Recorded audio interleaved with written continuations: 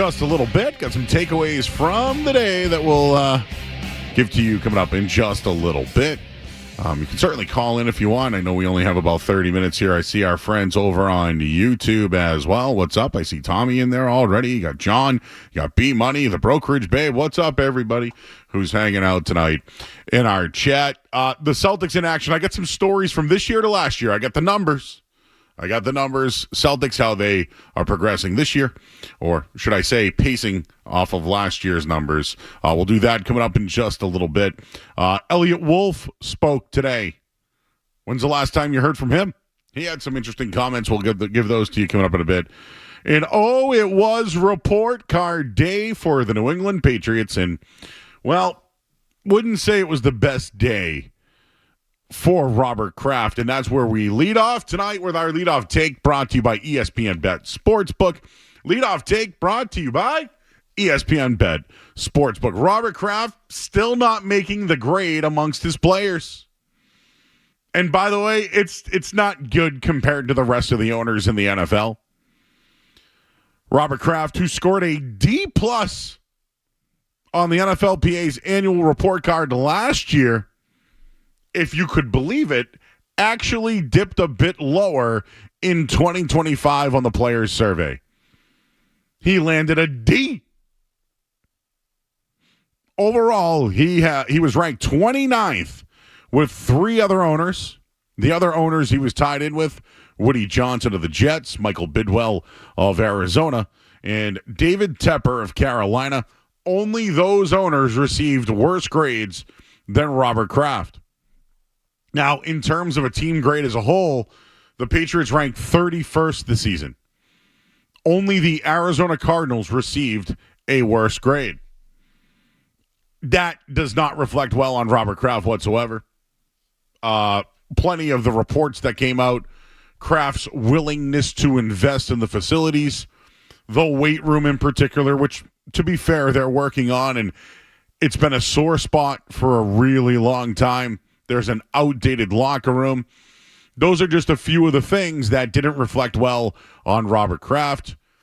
He also received a poor mark with a D ranking. Players said that they feel that Kraft slightly contributes to a positive team culture, and he's somewhat committed to building a competitive team. Imagine that number. Somewhat committed to building a competitive team.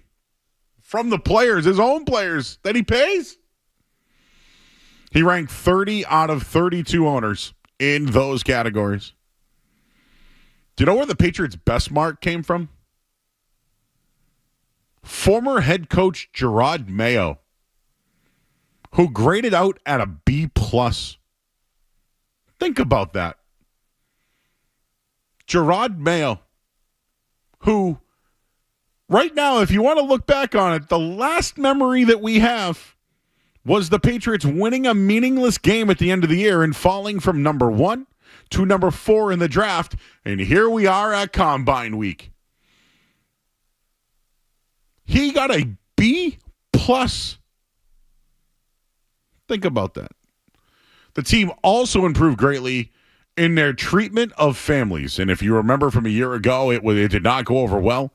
They received an F- grade in 2024. So they added to their family room. They added to their daycare. They received a C+ grade, but this time it ranked 18th. So the two improvements from last year's report card to this year, again, Kraft slipped from a D+ to a D. Gerard Mayo gets a B+ improvement. And then the treatment of families went from an F- to a C+. Do you know who you can credit those things to? A, Gerard Mayo. B, Robin Glazier. They're not here anymore. Just wanted to throw that out there. As much as some things went up and Kraft slipped and the team ranking slipped, it's just very interesting that Mayo had the highest grade on the report card.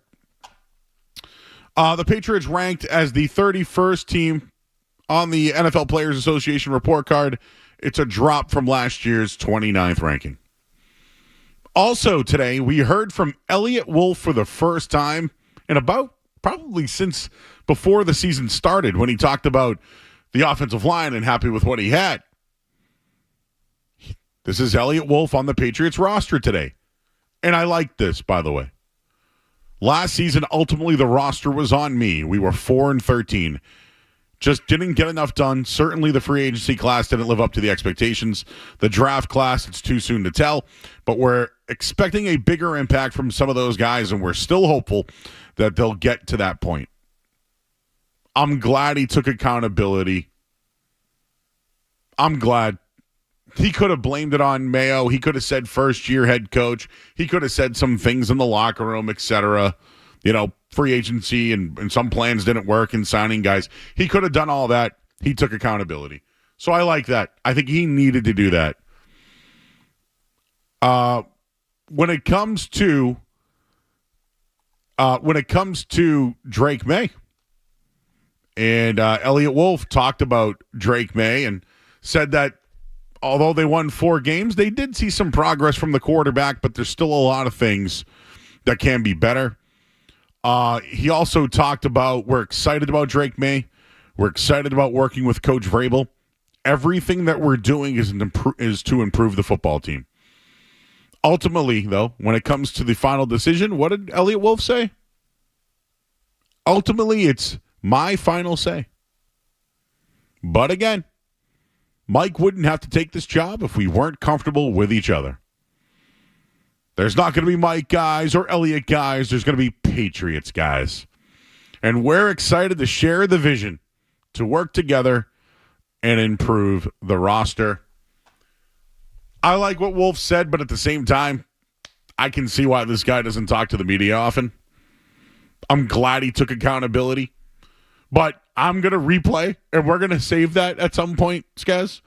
There's not going to be Mike guys or Elliott guys. There's going to be Patriot guys. So this year, we are going to stamp Patriot guys. Whenever a free agent signing happens, Patriots guy. But the Patriots are in their second rebuild in 5 years.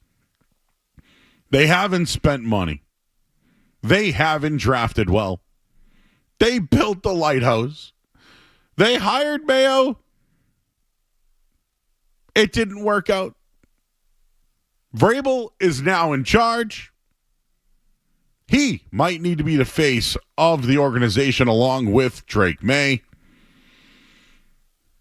Both, again, could be shields once again for Robert Kraft. Leadoff take brought to you by ESPN Bet Sportsbook. I do have some thoughts on the Celtics tonight who take on the Pistons, and I got more on the NFL ownership grades and what happened around the NFL. I'm Joe Murray. We're here until 6:30. Then we'll hand things off to Grandy and Max right here on 98.5 The Sports Hub.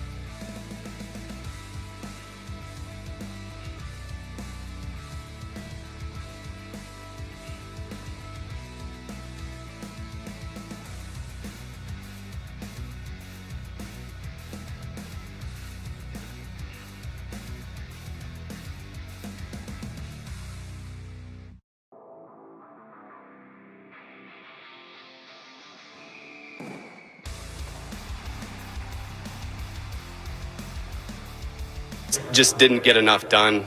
Certainly the free agency class didn't live up to our expectations. The draft class, it's too soon to tell, but we were expecting a bigger impact from some of those guys, and we're still hopeful that they'll get to that point. We're excited about Drake May. We're excited about working with Coach Vrabel, and, everything that we're doing is to improve this football team and getting to where we need to go. The fans understanding their frustrations. I share those frustrations. It's been difficult. Every hit on Jacoby or Drake during the season, I felt responsible for that. Just ultimately, we didn't get enough done up front. The game is always won on the lines, offensive line, defensive line, not just because of the Super Bowl. It's always been that way. And, ultimately, just didn't do enough to improve the roster to get it to where we need it to be.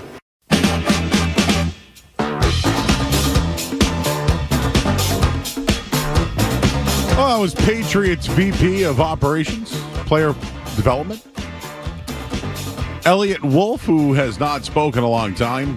He faced the music today. I respect that from him. Some takeaways from that comment there was every time Jacoby or Drake May took a hit, he felt responsible. There were a lot of them.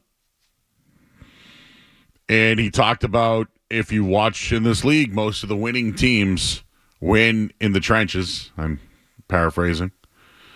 And it makes me think that that's where they're leaning when it comes to the fourth pick in the draft, or their first round pick. They're very open to trading that thing. And earlier today, Adam Schefter mentioned that he feels that when it comes to draft picks, there's not much of a difference from 10 to 35. And the Patriots will select twice in between those spots. So, to me, I think they have a lot to think about, and even Mike Vrabel said it himself that they're going to look at every avenue that's out there, whether it's trade, free agency. They have they have coaches doing reporting. There's scouts doing reporting. But back to the NFL ownership grades, the Patriots' highest grade on the report card was Gerard Mayo. I am surprised by that. I mean, recently, I believe it was Christian Gonzalez who said that he felt that Gerard Mayo they did him dirty. And I just saw a tweet come in, but let's think about this. If you have a boss or a teacher and they let you get away with everything, wouldn't you give them a B+? It's a good point. Maybe the fact that Mayo had the highest grade is another indictment on the Patriots. Certainly, you can certainly say that, and for many reasons. And I mentioned the progress when it came to the treatment of players' families. I credit Robin Glazer for that. They received an F last year. He responded by hiring staff member to manage the family services and added a family room and daycare. The team travel stuff is interesting to me. Like, this is a team that flies all around the world, right, to play. Very interesting notes on team travel, and it wasn't acceptable. Kraft has his own plane which flies the team to away games. The players feel that the plane is dated and provided a stinging commentary on the overall travel. Read this from Karen Gregan of Mass Live. Players specifically responded that our plane is the worst thing in size, space, and safety. And it's not conducive to preparedness for an athletic performance. So let's just try to compare here real quick. The Patriots, who are one of the highest valued franchises, their owner owns a plane and flies them out on away games that is outdated. And when you're a professional athlete and you've just played a football game and you're in a cramped space or a tight space, it's not great. It's not conducive to your health. How about this, guys? Guys, you did construction back in the day, right? Let's try to relate to the listeners here. You just worked a hard day of construction, hammering nails, right?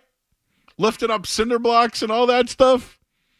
But then you got to sit in the back of a two-door Civic. Is that good for you? Is that conducive to your performance, Skaz, would you say?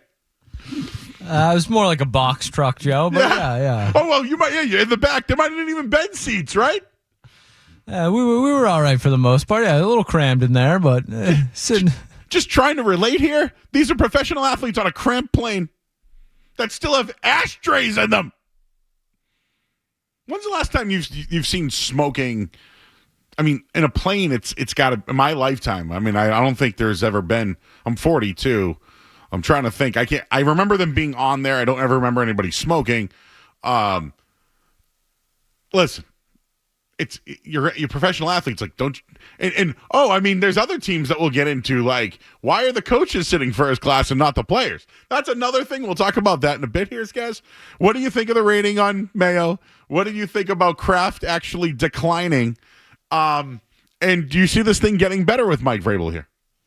Yeah, I think it will get better. I think the point on Mayo is interesting that, that the players liked him so much, that substitute teacher thing. I think Gerard Mayo was well liked. I just don't think he was a very good head coach. I think he was put in an impossible situation, and we saw how it played out. You couldn't keep him here. I know there's some people out there that think he deserved a longer leash. I'm not in that belief. But I'm also not a Vrabel guy either, so we'll see what happens there. When it comes to the plane, I get it. They're millionaires. They want to fly on. No Wi-Fi, huh? They got to buy a hotspot. So the Wi-Fi thing is kind of inexcusable. I think. I think that's worse than the ashtrays. And I don't know, Joe. I don't follow the news super closely, but I'm aware of the news. I don't know if I'd be wanting to buy a new plane anytime soon with what's been going on lately. So deal with it. Maybe that old plane ain't so bad. I don't know. Back in my I always reference the movie Major League, but they gave him the old plane that didn't really work that well. Remember you see, Trent knows what I'm talking about. The old plane, the propeller sometimes, and then they had to take a bus. So I guess if you want to complain, you can complain. There's things to complain about. The Wi-Fi, that's cramped. I get it. Anyways, is this going to get better? Like, is the coach going to be a B+ next year, or is that, And then I believe it was Robin Glazer who hired someone to help out the daycare, and, well, they are building a new facility. So I don't know. This should go up. I don't think my issue with Kraft has been spending. I think he's been shielded by Bill Belichick his whole career. But do I think now he knows that he's made mistakes and has to fix them? Absolutely. Do I think they're going to spend this year? I do. But the team playing thing, I don't think that's changing anytime soon. So I'll leave it at that. We could give you more, and I could write about all the others that did very well. But for the most part, Dolphins, Vikings, Falcons, Raiders, Chargers were the best. Steelers, Jets, Browns, Patriots, Cardinals were the worst. I wanted to just mention something on the Celtics, guys. How many have they won in a row now? I'm trying to remember. 7? Or are they going for 7 tonight in a row? 10-1 in their last 11 or something like that, I think. It's good, right? I would say that's good. We have an update. After 58 games, the Celtics, comparing this season to last season, the Celtics last year were 46-12. This year, they're 42-16.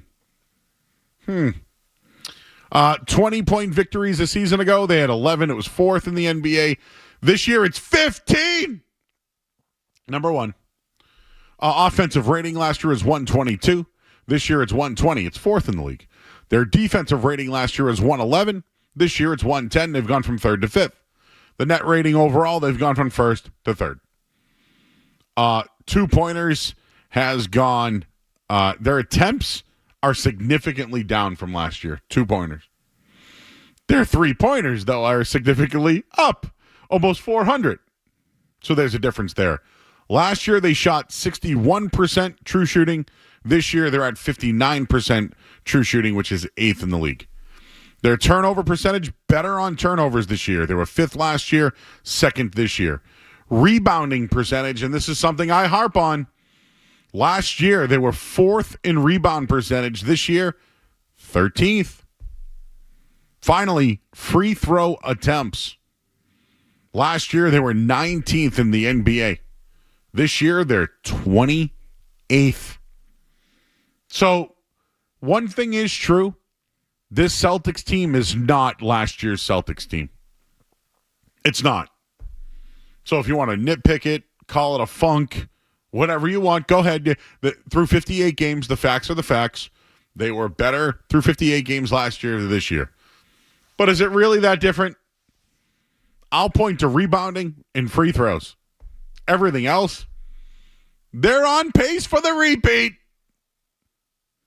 And they're going to play Detroit tonight, who is an up-and-coming roster that has been one of the worst in the NBA for years. Legit years. Interested to see Cade Cunningham tonight and the rest of the Pistons who've won 7 in a row. We got all the coverage coming up. Grandy and Max will take over. I'll have you during pre, halftime,